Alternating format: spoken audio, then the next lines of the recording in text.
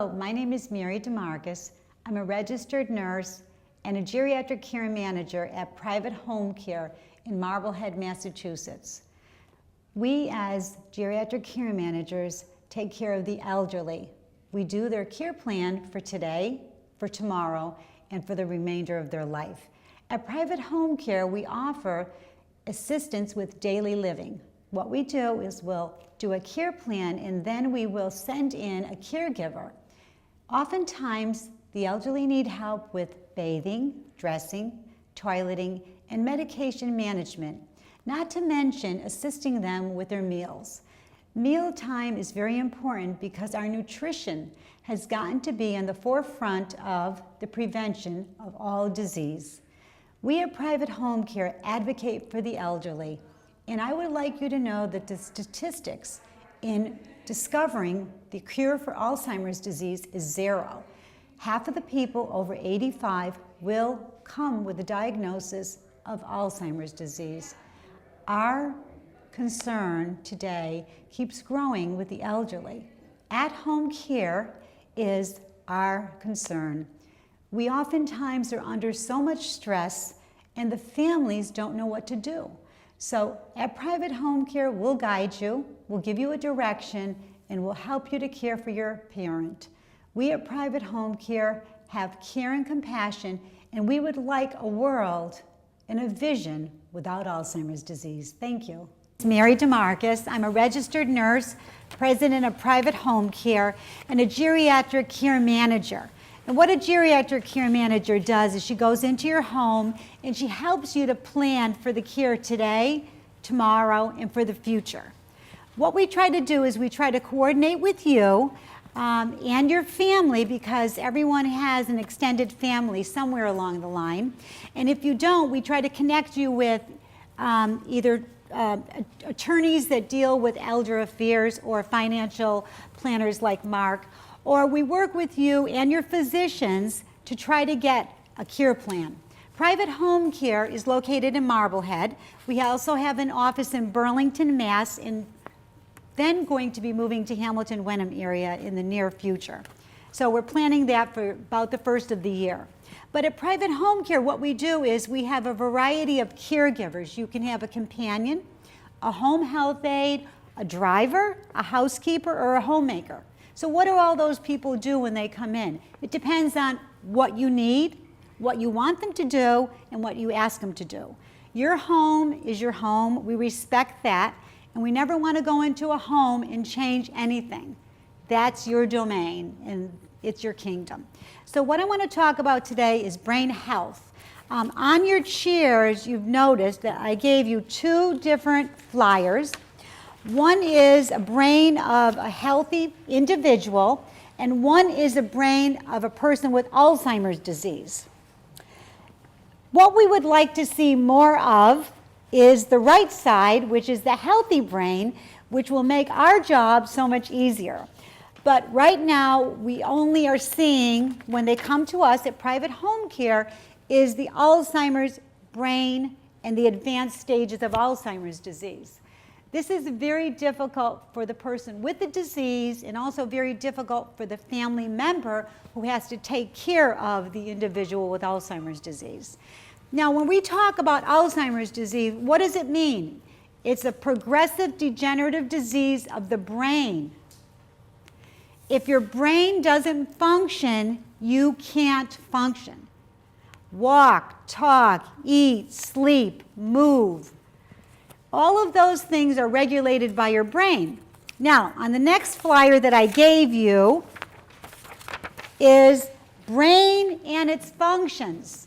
So oftentimes we forget that our brain regulates everything you do, say, feel, or hear, or see. And this will give you a pretty much idea of why, when someone develops the diagnosis of Alzheimer's disease, why they need so much care.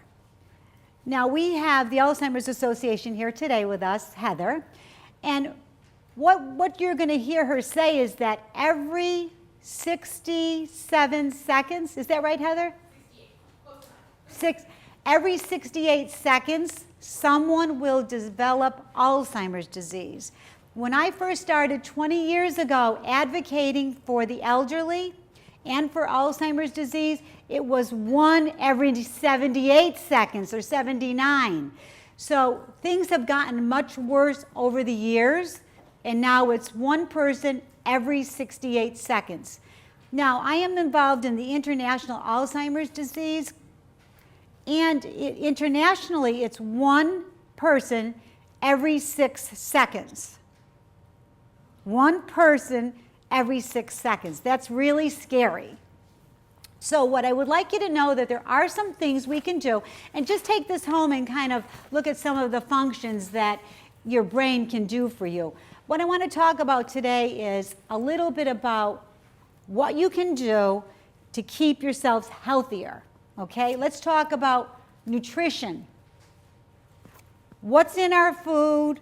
Where is it being grown? Who's making those food items? Is it coming from China? Is it coming from the United States? Is it coming from Argentina? There's so many things we don't know about where our food is coming from. And the Department of Agriculture has a problem because they don't have enough of inspectors that go around and inspect what's in our food. So nutrition has gotten to be in the forefront of prevention of disease. And it's not only Alzheimer's disease, it's every disease.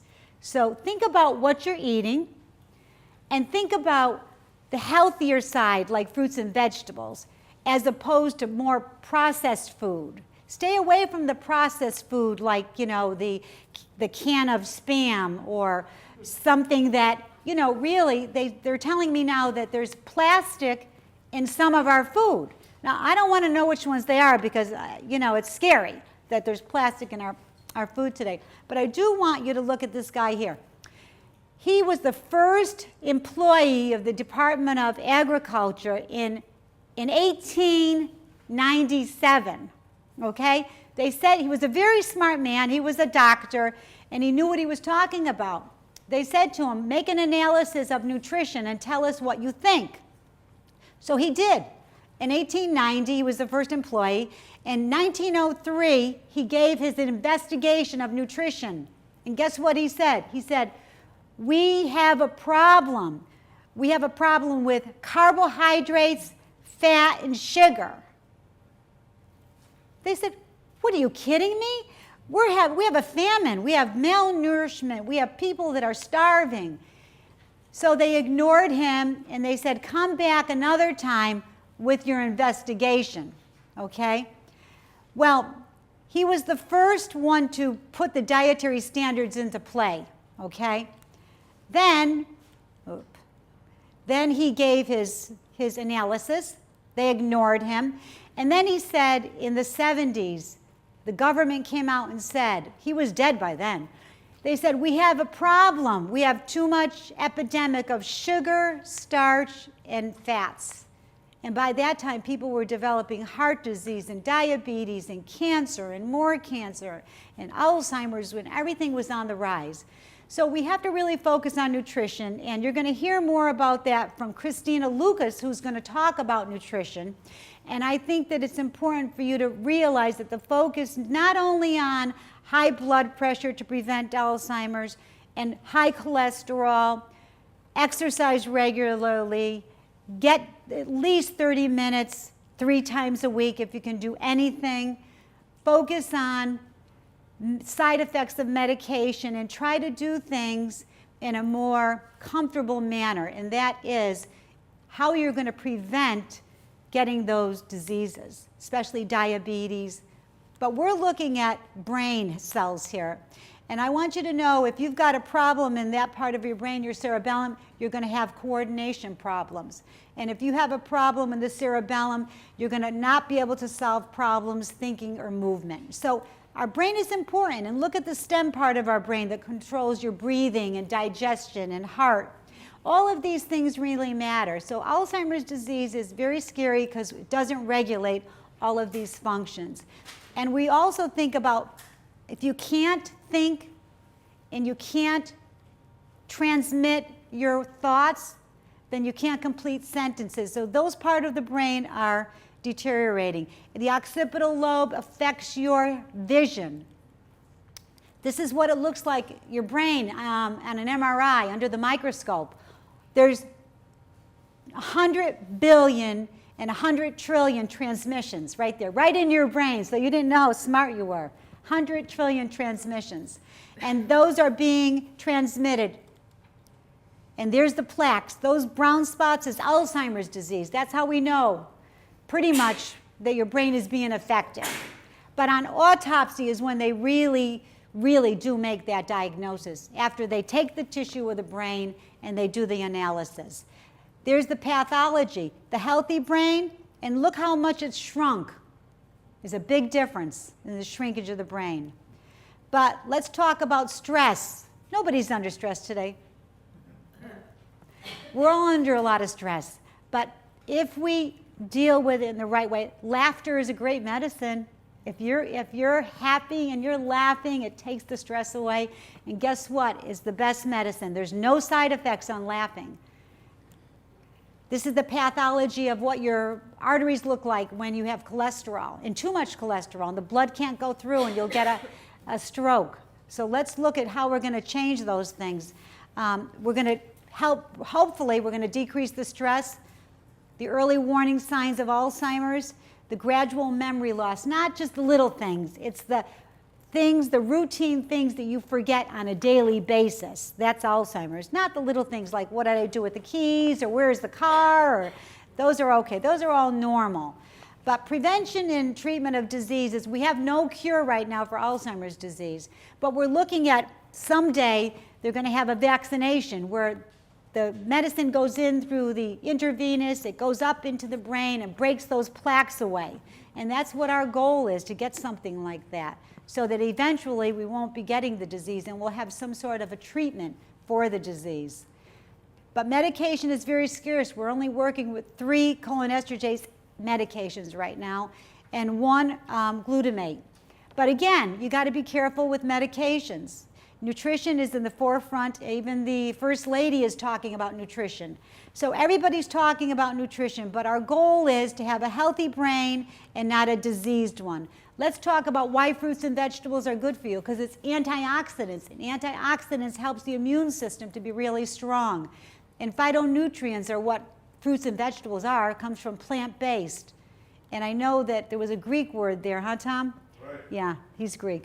But fruits and vegetables are very, very important because they're powerful antioxidants. There's no side effects, and the conclusion is that you can do something today to protect your tomorrow. So try thinking more about nutrition and decreasing the stress by laughter. Thank you.